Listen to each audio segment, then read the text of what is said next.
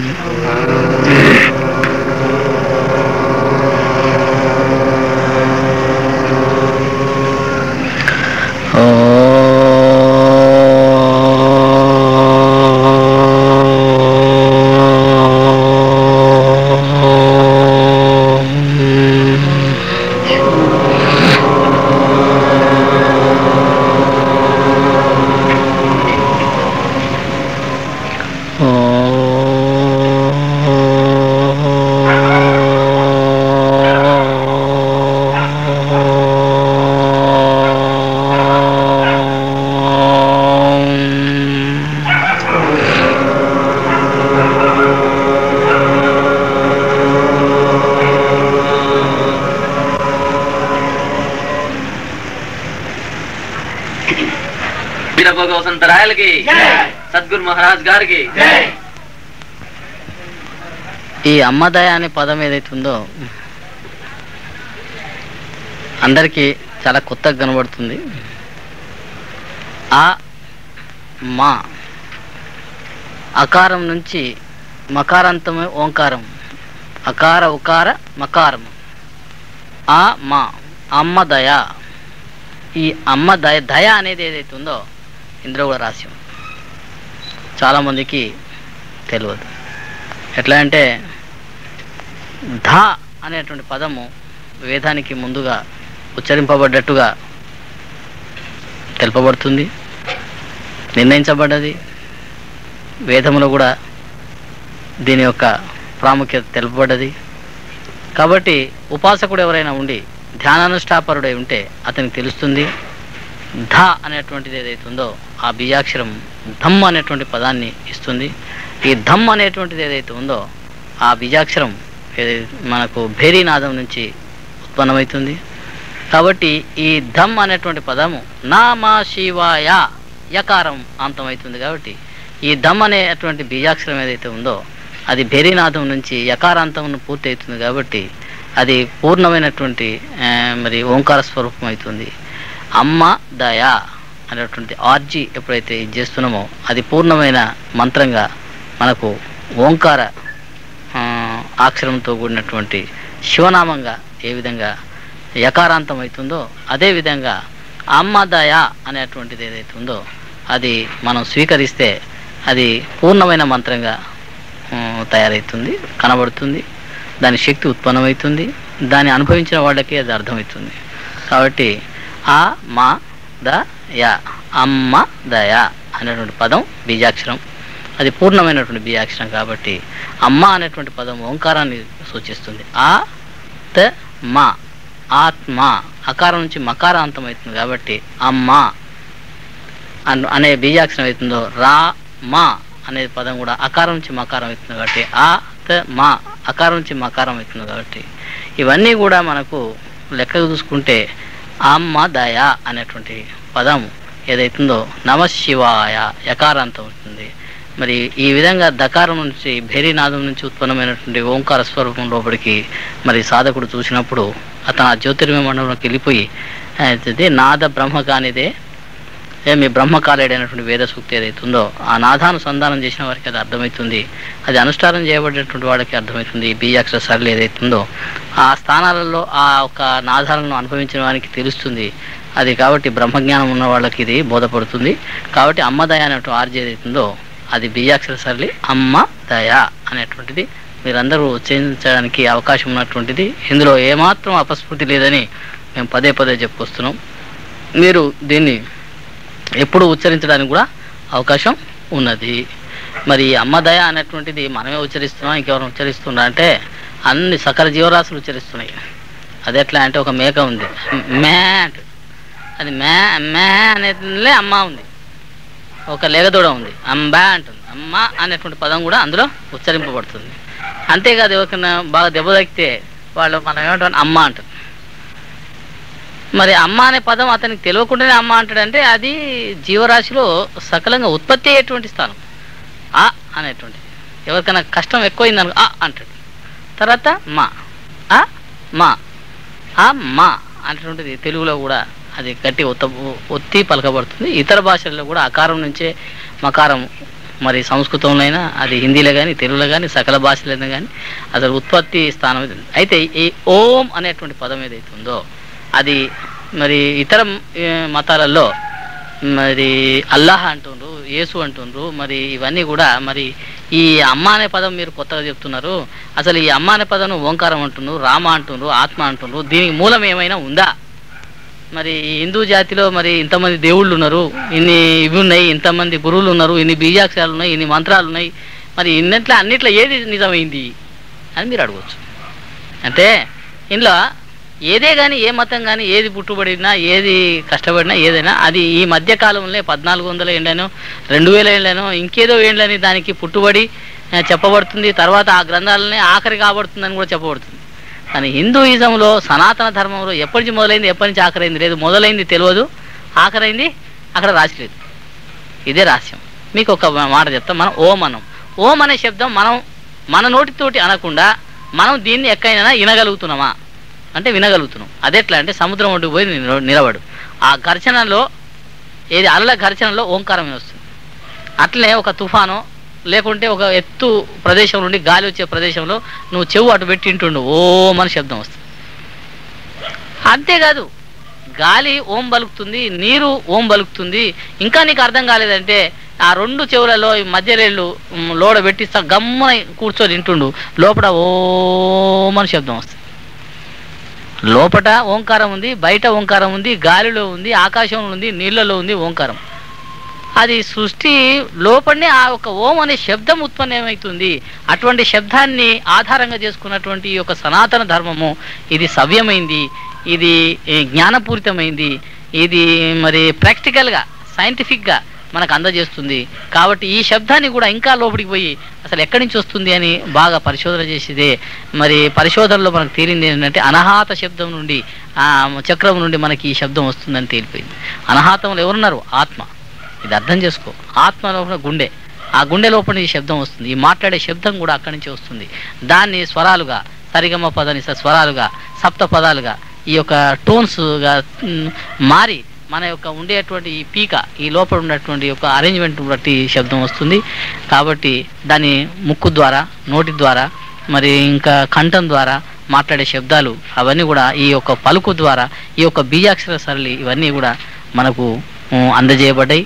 ఈ శబ్దాలన్నీ కూడా ఓంకారం నుంచి ఉత్పన్నమవుతుంది. ఓంకారం ఏదైతుందో అనాహత చక్రం నుంచి అవుతుంది. మన సప్త చక్రాల్లో అనాహత చక్రంలోనే మన ఆత్మ ఉందని నిర్దేశింపబడ్డది. కాబట్టి అక్కడ సాధారణ మానవులకు చెప్పాలంటే గుండెలోనే ఆత్మ ఉందని చెప్పడం సబబు. అనాహత చక్రం అంటే అర్థం కాదు. కాబట్టి అక్కడ శబ్దం నుంచే ఇవన్నీ కూడా బయటకు వస్తున్నాయి. కాబట్టి అన్నిటికీ మూలమైంది ఓం. కాబట్టి మన అంతర్గతంగా కానీ బహిర్ముఖంగా కానీ పంచభూతాలు కానీ స్మరిస్తున్నది ఓం. దాన్ని జీవాత్మ చదివే చదువు సోహం అని, మరి అది సోహ్ అని లోపలికి గుంజుకోవడం, హమ్ అని బయటికి ఇవ్వడం.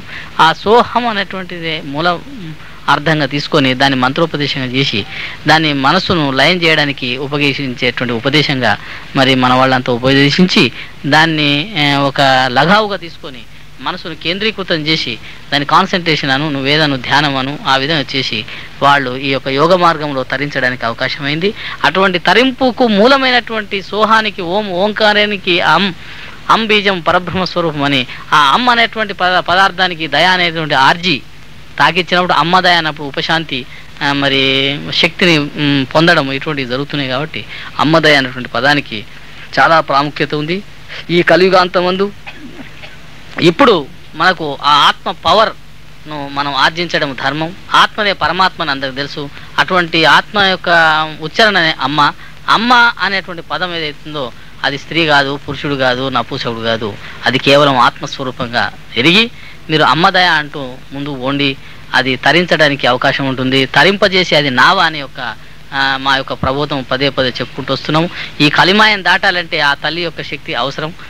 సాధారణంగా ఇంగ్లీష్లో అంటారు విల్ పవర్ అని, కానీ ఇక్కడ దయ కావాలి. Power is different. దయతోటి అన్నీ ఆపాది రాబడతాయి. ఈ పవర్ తోటి ఇవ్వబడతాయి. ఇవ్వబడడం వేరు, రాబడడం వేరు. ఇస్తే కొద్దిగా వస్తాయి, రాబడి పెద్దది. కాబట్టి అర్థం చేసుకొని దీని ప్రతి మాటను ప్రతి అడుగులో మీకు సంశయం వచ్చినప్పుడల్లా ప్రశాంతత తీసుకొని అమ్మదయ అనేటువంటి పదాన్ని మీరు ఉచ్చరిస్తూ ముందరికి పోతే మీ మనోశాంతి లభిస్తుంది. మనో క్లేశాలను కూడా మీరు దూరం చేసుకోగలుగుతారు. శాంతిని ఆపాదించుకొని పొంది మీరు విశ్రాంతి పొందడానికి కూడా బాహ్యముఖంలో అంతర్ముఖంలో కూడా ఇది అవకాశం ఉంది. కాబట్టి ఇది ఒక బీజాక్షర శైలిగా ప్రతి ఒక్కరు కూడా అమ్మదయ అంటూనే ముందరికి పోవాలని పదే పదే చెప్పుకుంటూ వస్తున్నాం. ఇప్పుడు పరిస్థితి మాత్రం ఇదిగా ఉంది. ఇప్పుడు ఓంకారం గురించి విన్నారు. సరే, ఇంకో విషయం మాట్లాడదాం. ఇప్పుడు సాధారణంగా ఇప్పుడు మన హిందూ జాతిలో ఏమనంటారంటే మరి వెంకటేశ్వర స్వామి ఎవరు, మరి శివుడు ఎవరు, కాళికాదేవి ఎవరు, మరి వీళ్ళంతా దేవతలేనా, దేవుళ్ళేనా, మరి ఇంతమంది దేవుళ్ళు ఉంటారా, మరి మనిషికో దేవుడా, అసలు దేవుడు అనేవాడు ఉంటే ఇంతమందికి ఇన్ని విధాలు ఉంటారా, ఇంతమందిని మొక్కాలనా, అసలు ఏది సత్యమైంది, ఏది కరెక్ట్, అది మాకు అర్థం కాదు అని ఇప్పుడు ఈ పిల్లలందరికీ సంశయాలు వస్తాయి. మరి గురువుని ఎడ మొక్కాలి, ఊరూరుకో గురువు, ఆ గురువులకి ఎడ మొక్కాలి. ఒక ఆయన సూర్యుని మొక్కుతాడు, ఆయన చెట్టుకు మొక్కుతాడు, ఆయన పుట్టకు మొక్కుతాడు, ఆయన పుట్టకు మొక్కుతాడు. ఏంది అవస్థ, నాకేం అర్థమైతే లేదు. అసలు ఎక్కడి నుంచి మొదలైంది ఇది ఏది కరెక్టు అని అడిగితే పిల్లలకు జవాబు ఇవ్వలేరు అందరూ.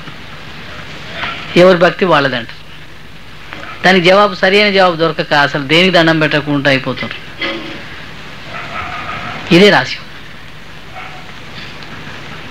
అసలు ఏమిటి, ఎవరికి మొక్కాలి? ఇప్పుడు వేరే మతాలలో ఒక యేసునో, ఒక మరియమ్మనో, లేకుంటే ఒక అల్లాహనో ఒకే పదం మీద ధ్యాస నిలిపి దానికి ప్రబోధం జరుగుతుంది.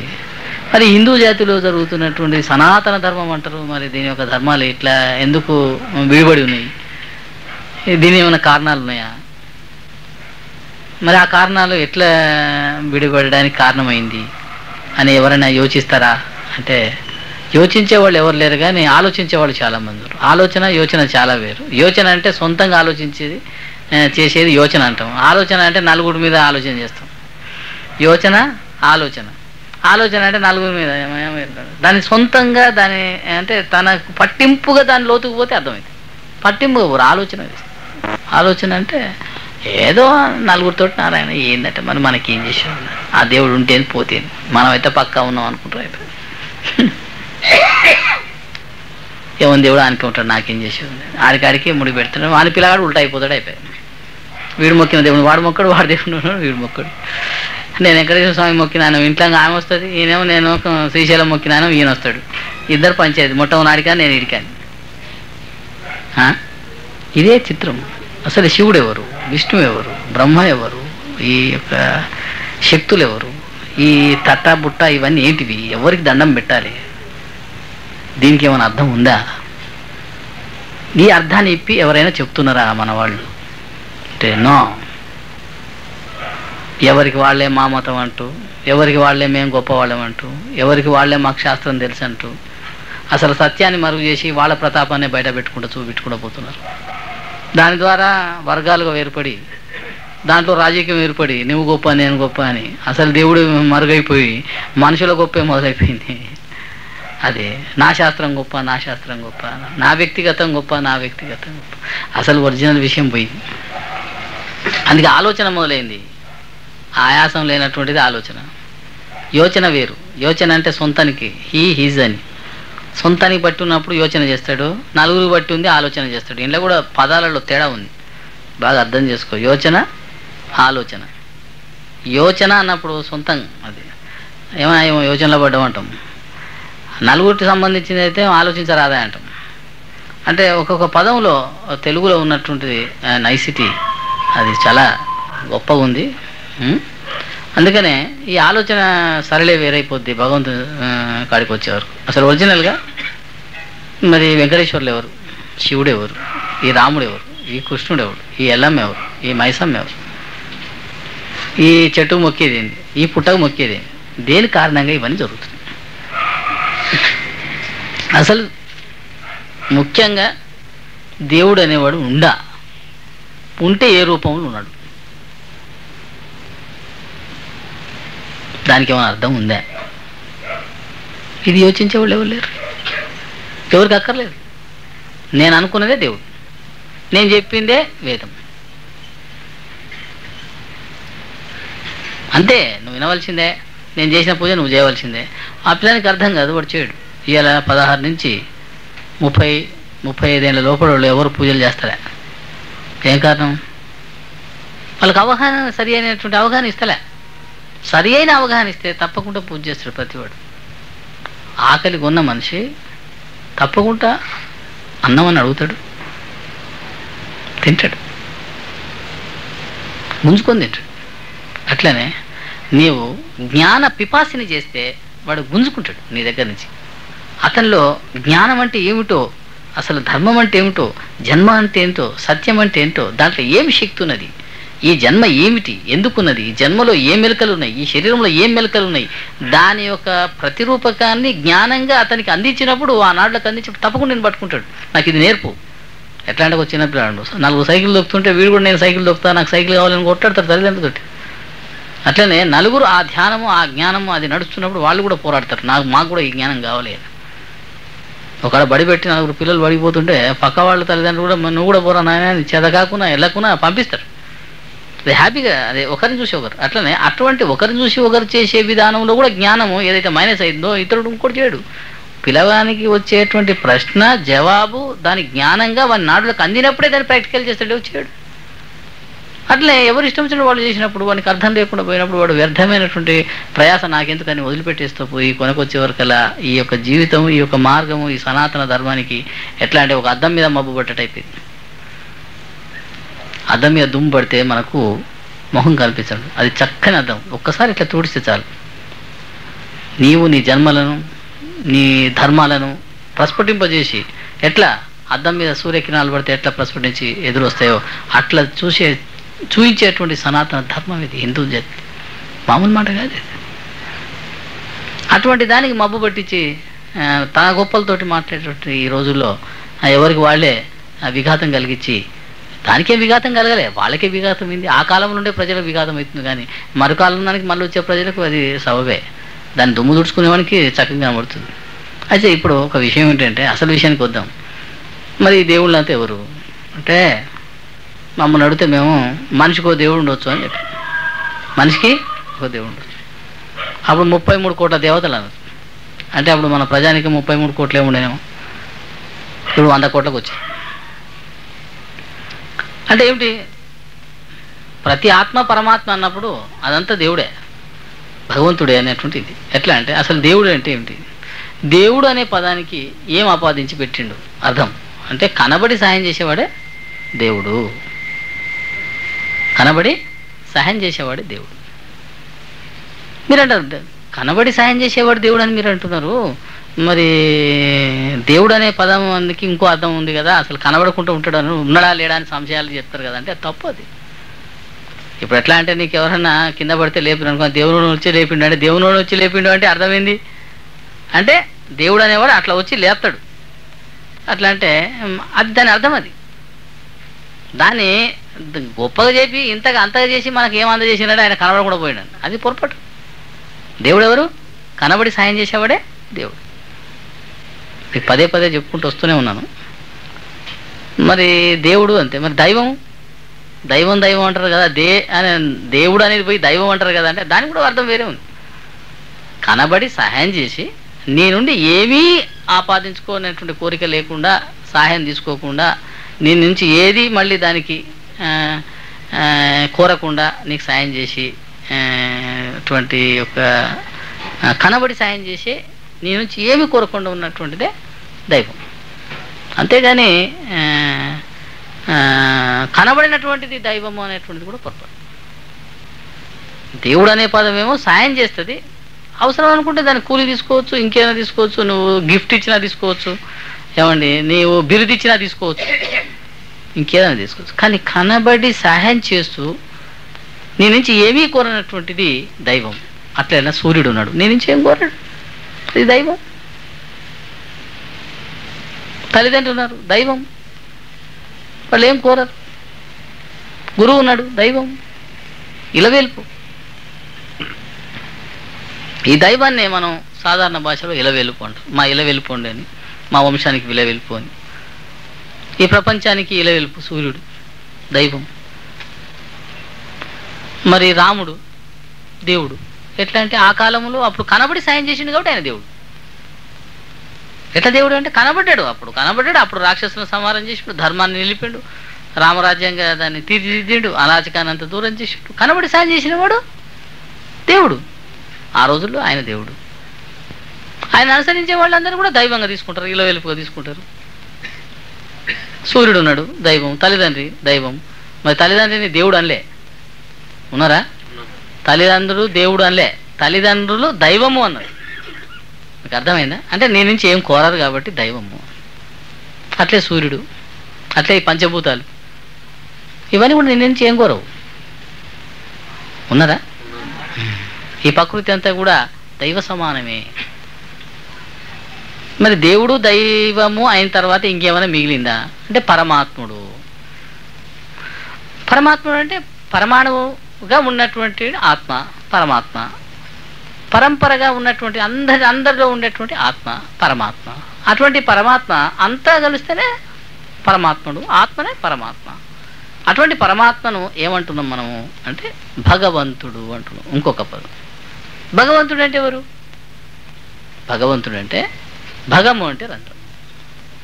మన గుండెలో 2 పలకాలు ఉన్నాయి, ఆ 2 పలకాల మధ్యలో ఒక రంధ్రం ఉన్నది. ఆ రంధ్రములో ఊదా రంగు నీరున్నది. ఆ నీరు అది సముద్రం నీరు వల్ల ఊదా రంగు కనబడుతుంది. దాని మీద ఒక సూది మోపసందంటే సన్నగా వెలుగుతున్నది, అంటి అంటకుండా. అది ఆత్మ. దాన్ని దర్శించిన వారు మరి శాస్త్రజ్ఞానం ద్వారా దర్శకులు అయిన యోగులకు, మహాయోగులకు, జ్ఞానులకు అది దర్శనీయం. దాన్ని దర్శించినప్పుడు ఆ నీళ్ళలో ఆడుతున్నప్పుడు మనకు సముద్రం మీద విష్ణుమూర్తిని చూపించినట్ల ఆయనను విష్ణుమూర్తి అంటారు ఆత్మను. దాన్నే మనం త్రికూటిలో మరి దర్శించినప్పుడు మరి జ్యోతిర్మయంగా శివస్వరూపంగా కనబడుతుంది. దాన్ని శివుడు అంటారు. లింగం ఉన్నది అంటారు, 2 కన్నుల మధ్య లింగం ఉన్నది, అది లింగాకారంగా కనబడుతుంది. అట్లే సహస్రారం పోతే చిన్మయ జ్యోతి కనబడుతుంది, అది బ్రహ్మస్థానం అన్నారు. ఈ ఆత్మలే 3 ఉన్నారు. ఎవరు? విష్ణు, ఈశ్వర, బ్రహ్మ. త్రిగుణాత్మకంగా ఉన్నది, 3 లోకాలు అది. మరి ఇవన్నీ ఏమిటి? అది ఆయనే విష్ణు, ఆయనే శివుడు, ఆయనే బ్రహ్మ. ఇదంతా కలిస్తే ఆయనే శక్తి. ఆత్మనే పరమాత్మ. కాబట్టి అది నిరాకారం కనే కాదు. నిరాకారం తానే ఉండి తిరిగి సాకారమై ఉంది కాబట్టి ఇదంతా పరమాత్మనే. మన ఎదురుగానే కనబడుతుంది పరమాత్మ అంతా. దాన్ని గుర్తించకుంటే అజ్ఞానం. కళ్ళుండి గుడ్డివాడవు నీవు, గలముండి పాడలేవు, చెవులుండి వినలేవు. నీవు వినదలుచుకుంటేవా చెవుల 2 ఏళ్ళు పెట్టు, ఆయన శబ్దం వింటావు.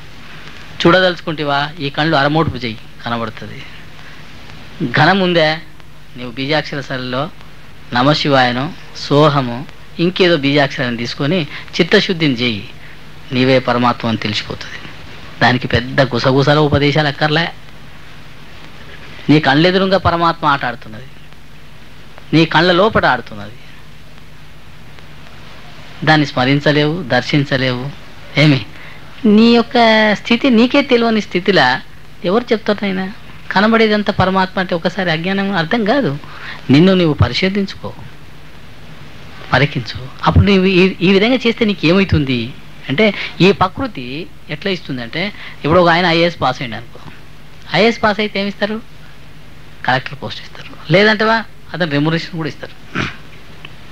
అట్లనే ఈ ప్రకృతి కూడా ఈ యొక్క నాదానుసంధానంగా, ఈ యొక్క యోగ సంధానంగా ఆ త్రిగుణాత్మకమైన ఆ ఆత్మను ఎప్పుడైతే నువ్వు దర్శిస్తావో, ఆ దర్శించినటువంటి ఆత్మ ఎట్లా అంటే నీకు కూడా ఈ అతీంద్రియ శక్తులను ప్రసాదిస్తుంది. దాన్నే మనం సిద్ధులు అంటాం, శక్తులు అంటాం. ఈ ప్రకృతి మీద అధికారం ఇస్తాం. అట్లే గవర్నమెంట్లో కూడా అతనికి అధికారం ఇస్తారు, చదువుకున్న వ్యక్తి. ఇది అది ఒకటే, ఇది అర్థం చేసుకో. మరి ఈ మానవ జన్మలో ఈ స్థూల శరీరంలో మనం ఈ ఈ ఒక ఆయన చెట్టు మొక్కుతుంది, చెట్టులో కూడా పరమాత్మ అంటే అది కూడా ప్రకృతి. నరసింహస్వామి అవతారంలో ఈ కంబాల ఉందంటే ఉన్నది అంటేనే హిరణ్యకశిపుడికి, ఉన్నదా లేదా అంటే ఉన్నది అంటే అలా నుంచి ప్రవేశించి బయటకు వచ్చి ఆయన సంహారం చేసినట్టు మనకు పూర్తిగా అర్థమవుతుంది. అనుమానము పరమాత్మ, దానికి సంశయం దేనికి? కనబడి సహాయం చేసేవాడు దేవుడు కనబడుతూనే ఉన్నాడు. కనబడి సహాయం చేసి ఏమి కోరకుండా ఉన్నటువంటి దైవం మనకు కనబడుతుంది. సూర్య చంద్రాదులు అందరూ కూడా మన ఎదురుగానే కనబడుతున్నారు. ఏమి ఆత్మ అన్నటువంటి పరమాత్మ ఎదురుగానే నడియాడుతున్నది, కదులుతున్నది. భగవంతుడు అనే నిరాకార స్వరూపంలో నీకు నాకు మధ్య ఉన్న నిరాకారమే ఈ భగవంతుడు. మరి అదే స్థూలకాయంగా కనబడుతున్నది. నీకు కనబడకుండా దాగబడ్డది ఏందో నాకు చెప్పు, నేను వినదలుచుకున్నా. నీ భ్రమనే కనబడతలేదని, కనబడుతున్న దాన్ని గుర్తించలేనటువంటి అజ్ఞానమే కానీ ఇంకా వేరే ఏదీ లేదు. పరమాత్మ ఎదురుగానే ఉన్నాడు, భగవంతుడు ఎదురుగానే ఉన్నాడు, దైవం ఎదురుగానే ఉంది, ఏమి జ్ఞానం ఎదురుగానే ఉంది. అర్థం చేసుకో ఇది. ఏమైనా మరి దేవుడు ఎదురుగానే ఉన్నాడు, అన్నీ ఎదురుగానే ఉన్నాయి, సాటుకు లేనే లేదు. నిన్ను చూసి సాటు చేయవలసిన అవసరం పరమాత్మకు లేదు. పరమాత్మ సాటు చేసిందని భ్రమ చేస్తున్నారు, ఇది తప్పు. ప్రతిదీ నువ్వు చెట్టు మొక్కిన పరమాత్మకే, భావన పరమాత్మ, నీ భావమే పరమాత్మ. ఆ భావ శుద్ధి కలగడమే జ్ఞానము. అర్థం చేసుకో. బ్రహ్మ తొలగడమే బ్రహ్మమయూరా విశ్వదా విరామ వినురవేమ. నువ్వు భ్రమ తొలగించుకో. ఏమి బ్రహ్మంగారంతా గురువు లేడు, సిద్ధయ్య అంతా శిష్యుడు లేడు, ఒక వచనం ఉంది. ఏమి అట్లనే పేమారెడ్డి అంతా జ్ఞాని లేడు అని, ఏమి రావణ బ్రహ్మ అంతా తపస్సుడు లేడు అని, ఆంజనేయునంతటి భక్తుడు లేడు అని కొన్ని వచనాలు ఉన్నాయి. అట్లనే నిన్ను గుర్తించే ప్రయత్నం చేయక ఇతరుల మీద ఆధారపడి అది కూడా సునాయాసంగా సంపాదించాలని ప్రయత్నం చేయడము, అది కూడా నీకు నువ్వే మోసం చేసుకున్నట్టు. అది ఇస్తే ఇవ్వబడదు, ఎత్తుకోపోతే ఎత్తుకోబడదు, కదిలియబడదు. నీవు దాన్ని గ్రహించడానికి దానికి మార్గం ఉంది. ఆ మార్గం ప్రవేశిస్తే అది నీకు అంటుతుంది. ఎట్లా అంటే పాదరసాన్ని పట్టుకోపోతే ఎట్లా బారిపోతుందో, జ్ఞానం కూడా నువ్వు దాన్ని ఎక్కడి నుంచో ఎత్తుకొని డబ్బున పొందుదామంటే దొరికేది కాదు. ఒక పాదరసమే చేతులకు రాదు, జ్ఞానం అట్లా కాదు, స్వయం అనుభవించాలి. అర్థమవుతుంది? దాన్ని ఆపాదించాలి, దానిలోకి ప్రవేశించాలి, దాన్ని అనుభవించాలి. అప్పుడు కానీ నీకు అది అనుభవైక్యం అవుతుంది, అది నీకు అర్థమవుతుంది, దాని నుండి నువ్వు లాభం పొందుతావు. అంతేగాని నీకు నువ్వే నాకు అన్ని తెలుసులే అనుకుంటే మాత్రం మాయ. తెలివిలోని తెలివి మాయ కాదా? నీ తాత ముత్తాతల గతి గానగలేవా? మరిస్తివా? ముత్తాతలందరూ చచ్చిందని తెలియదా? వాళ్ళు నీ అటువంటి అయ్యలం కానీ పోయిందని నీకు తెలియదా? మరి నువ్వు కానీ ఏం చేస్తావు? నువ్వు కూడా పోతావు అని మరిస్తివా? దీని ఒక పరమార్థం అన్నట్లు. అదేంది, అది అందరు చేసిందే, చేసిన దాని రిజల్ట్ అంతా పొందిందే, మరి నువ్వు అదే రిజల్ట్ పొందుతావురా? జాగ్రత్త అని చెప్తాడు తత్వం. తెలివిలోని తెలివి మాయ కాదా? తెలివిలో ఇంకా తెలివి చేయడం మాయ. అది జ్ఞానం కావాలి. జ్ఞానం వేరు. జ్ఞానం త్రికాలంలో తెలుపుతుంది. భక్తి భగవంతుని తప్ప ఇతరులను కోరనిదే భక్తి. పూజ తత్వాన్ని రహితం చేసిందే, తత్వం లేకుండా చేసిందే పూజ. ఇవన్నీ ఎవరు చెప్పాలనైనా, ఎందుకు చెప్తారు? ఎవరికి అవసరం? నీ దగ్గరకు వచ్చి నిన్ను పిలిచి నిన్ను కూర్చోబెట్టి అయ్యా ఇది నువ్వు అని చెప్పి అంత అవసరం వానికి ఏముంది? వాళ్ళ అవసరం ఉంది అనుకుంటే వాడు ఏదో కూలికో వాని అవసరానికో నీ దగ్గరకు వచ్చి చెప్పినోడే. నువ్వు నేర్వకో నీకు చెప్పడు. వాడు చెప్పిన ఆయన నా ఫీజు నాకే నేను పోతా అంటాడు. నేర్చుకునేవాడు ఎట్లుంటాడు అంటే వాని పనిలో వాడు ఉంటాడు. ఇది ఉన్నది అనేది ఒకటి అని వానికి తెలియదు. ఉంటే నాకెందుకులే, నా జీవితం నాకు వెళ్ళిందని వీడు అంటాడు. ఇట్లా లక్షలాది మందిలో కోట్లాది మందిలో ఈ జ్ఞానాన్ని ఆపాదించుకోవడానికి వచ్చే జన్మలు చాలా తక్కువ. కాబట్టి ఇది అర్థం చేసుకోవాలి. మరి దీన్ని ఒక ధ్యాసతోటి, ఒక జ్ఞానంతో, ఒక ధర్మంతో, ఒక ప్రేమతోటి, ఒక విశ్వాసంతో, తన మీద తనకున్నటువంటి ప్రేమ కావాలి. భక్తి ఎవరి మీద చేస్తావు? నీ